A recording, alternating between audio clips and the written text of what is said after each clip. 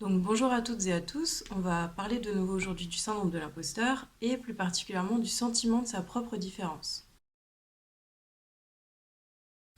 Alors de quoi parle-t-on? En fait, c'est simplement le fait de se sentir différent et ça peut être par rapport à un groupe de référence, donc comme par exemple vos collègues, ou bien par rapport à une représentation idéale qu'on se fait de ce qu'il faudrait être pour remplir correctement le rôle dans lequel on se sent imposteur. Par exemple, ça peut être une représentation idéale de ce qu'est un bon conjoint ou un bon parent ou un bon amant par rapport à ce que nous-mêmes on est, ou plutôt la manière dont nous-mêmes on se juge, ce qui est très différent. Donc en fait, pourquoi ça pose problème et pourquoi ça vient jouer sur les mécanismes du syndrome de l'imposteur? En fait, le sentiment de sa propre différence, il est très lié à la peur du rejet. Et cette peur du rejet, pour le docteur Tara Swart, qui est neuroscientifique internationalement reconnu, c'est tout à fait lié à la peur de mourir. Pourquoi la peur de mourir? En fait, très simplement, à une époque où l'homme dépendait clairement du groupe pour sa survie, on parle d'une époque vraiment l'âge de pierre, il était indispensable de ne pas s'en trouver exclu. Tout simplement parce que les prédateurs, la faim, le fait de chasser en groupe, tout un tas de raisons faisaient que être exclu du groupe revenait à mourir. Voilà. Donc en fait, ça, c'est une situation qui a perduré pendant des milliers d'années, vraiment très longtemps, qui s'est inscrite dans le fonctionnement de notre cerveau. Donc cette peur, elle est vraiment inscrite à l'intérieur de nous comme une condition de notre survie. On a développé donc tout un tas de mécanismes qui nous permettent du coup d'évaluer, de voir à quel point on est intégré ou pas au groupe. On est très sensible à cette peur du rejet.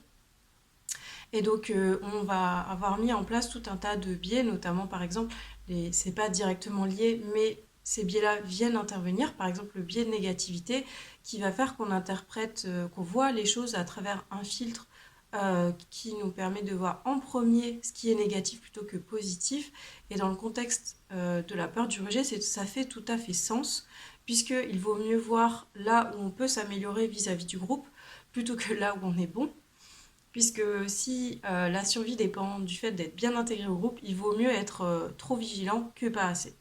Or, aujourd'hui, cette vigilance ne nous sert plus, cette peur du rejet nous dessert, puisqu'elle va nous faire avoir des comportements qui nous desservent, clairement, au lieu d'être à notre service et au service de notre épanouissement. Et donc, ce qui est en jeu là, c'est le sens de l'appartenance au groupe. Et ce sens de l'appartenance au groupe, ça nous permet d'avoir un sentiment de sécurité dans la société, dans les relations que nous avons aux autres. Et c'est donc ce qui nous permet d'avoir un socle sur lequel on se repose.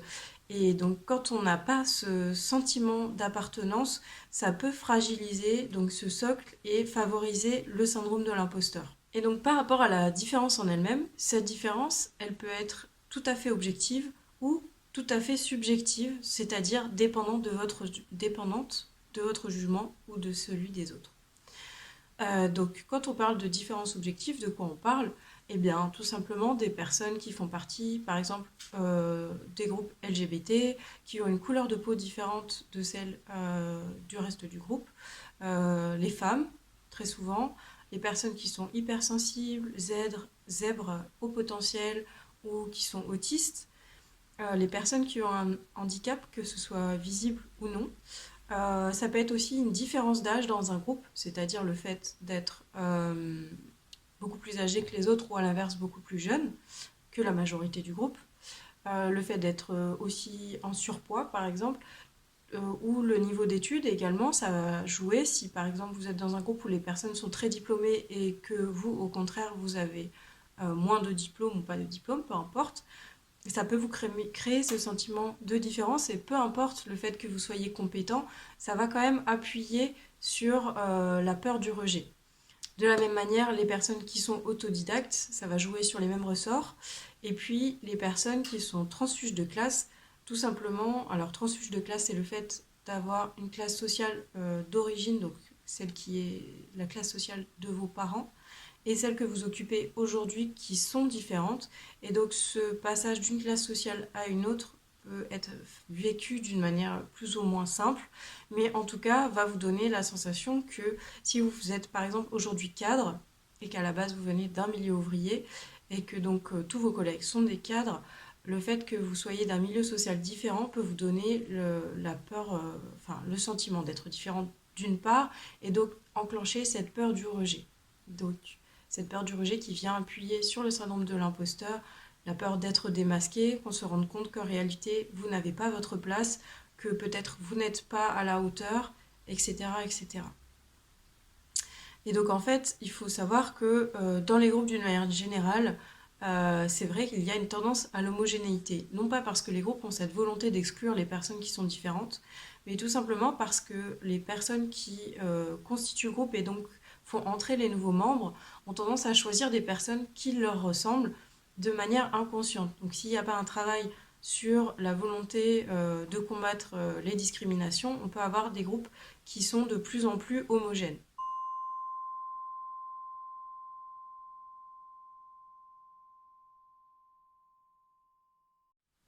Et donc pour vous illustrer le sentiment de sa propre différence, je vais vous montrer une petite photo qui m'a paru intéressante.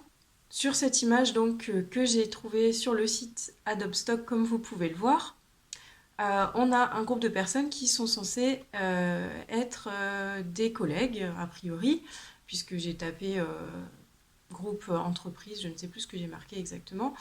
Et donc, on va prendre un exemple pour illustrer le sentiment de sa propre différence. Par exemple, la personne qui est tout à gauche, donc cet homme qui sourit, peut-être que lui-même a le sentiment de sa propre différence parce qu'il est juif. Je dis n'importe quoi, hein, c'est pour vous illustrer. La personne à côté, elle, peut-être que ça va être parce qu'elle est une femme et que dans ce groupe-là, les femmes sont en minorité. La personne derrière elle est noire, donc le fait de sa différence de couleur de peau peut alimenter le sentiment de sa propre différence. La personne qui est au milieu peut-être a un problème auditif et donc ce handicap peut lui donner le sentiment de sa propre différence. La personne encore derrière lui, peut-être que cette personne est homosexuelle. Et donc on peut faire comme ça pour chaque personne un sentiment de sa propre différence différent. Il faut savoir aussi que les sentiments de sa propre différence se nourrissent aussi des différences croisées, c'est-à-dire le fait que vous soyez une femme noire, ou le fait que vous soyez une personne hypersensible et homosexuelle, ou que vous soyez porteur d'un handicap et autodidacte, etc. Vous voyez, plus vous avez le sentiment d'accumuler les différences, et plus ça renforce votre sentiment de sa propre différence. Et donc, autre chose que j'ai trouvé très intéressant avec cette photo, c'est que, comme vous pouvez le voir, ces personnes sont toutes souriantes. Or, ce n'est pas anodin, c'est tout à fait dans la représentation idéale collective que nous avons de comment il faudrait être au travail. Et donc, au travail, normalement, l'employé idéal, ou même l'entrepreneur idéal, est souriant, est heureux, est dynamique. Et même, si on regarde les bases de photos gratuites, sont même généralement jeunes, minces et dynamiques. Donc tout ça pourrait faire l'objet d'une critique, mais on ne va pas s'arrêter sur ça aujourd'hui. Mais vous pouvez peut-être sentir la problématique sous-jacente qui est que notre société crée des représentations idéales qui sont complètement déconnectées de la réalité de ce que nous vivons. Et donc pour revenir à cette histoire de sourire, c'est lié au fait qu'en entreprise en France, ce n'est pas admis le fait de ne pas être épanoui dans son travail, le fait de se plaindre, le fait d'avoir un sentiment de malaise ou même tout simplement d'exprimer le fait qu'on se sent imposteur, c'est pas accepté d'une manière générale comme quelque chose de normal. On n'exprime pas des sentiments négatifs en entreprise dans notre culture. Les personnes qui le font seront jugées pour ça.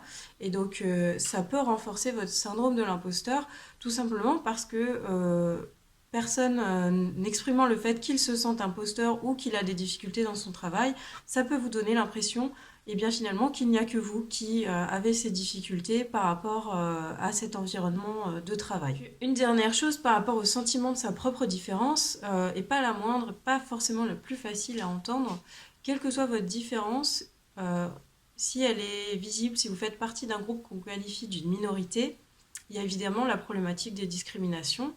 avec tout le sentiment de dévalorisation que ça peut apporter. Mais il faut savoir aussi que ces jugements négatifs liés à la discrimination, on peut avoir soi-même avalé ce regard négatif et l'appliquer sur soi.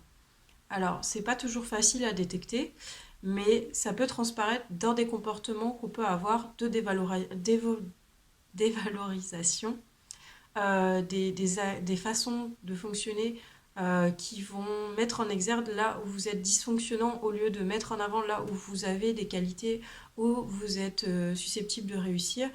Ça peut être par exemple pour une personne qui est transfuge de classe, euh, ne pas faire attention, je vais donner une caricature, hein, faut pas, voilà, vous pouvez discuter en commentaire, mais c'est tout à fait une caricature, mais je l'ai déjà rencontré chez des personnes qui vivaient une situation de transfuge de classe. Par exemple, faire des fautes d'orthographe dans ses mails et se le voir reprocher, alors que maintenant on a quand même tout un tas de solutions en ligne qui nous permettent d'éviter d'envoyer des mails pleins de fautes. Alors même si les solutions ne sont pas parfaites, ce qui se passe en réalité, c'est que la personne elle-même a avalé ce regard négatif et persuadée elle-même que elle n'est pas capable d'écrire un mail sans faute.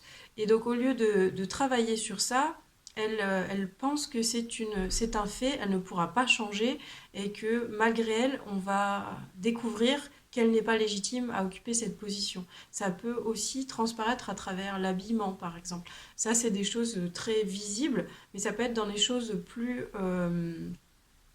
difficiles à détecter, des comportements d'auto-sabotage qui sont liés au fait que soi-même, on a l'impression que nous n'avons pas la valeur suffisante pour occuper le rôle dans lequel nous sommes actuellement et pour lequel on se sent imposteur. Donc voilà, j'espère que cette vidéo vous aura aidé à comprendre pourquoi le sentiment de votre propre différence peut jouer sur votre syndrome de l'imposteur. Évidemment, se sentir en minorité dans un groupe, ça n'aide pas à se sentir à sa place, mais comme vous l'avez vu, il n'y a pas que ça. Si vous n'êtes pas sûr d'avoir un syndrome de l'imposteur, je vous invite à aller sur mon site internet que je remets en lien en bas pour vérifier sur l'échelle de Clance, qui est le test officiel, voir quel est votre score pour vous permettre d'évaluer si vous êtes plus ou moins touché par ce phénomène. Je vous invite à vous abonner si vous avez envie d'avoir la suite des vidéos. J'ai un groupe Facebook, j'ai un compte Facebook, pardon, sur lequel vous pouvez suivre mon activité. Et donc dans une prochaine vidéo, je parlerai probablement de ces comportements dont vous n'avez pas conscience et qui en fait relèvent de votre syndrome de l'imposteur. Donc n'hésitez pas à me faire savoir en commentaire si cette vidéo a été utile, si elle vous a aidé d'une manière ou d'une autre, et à la partager si vous pensez qu'elle peut aider quelqu'un d'autre. Je vous souhaite une très bonne journée ensoleillée comme nous avons ici, et à bientôt!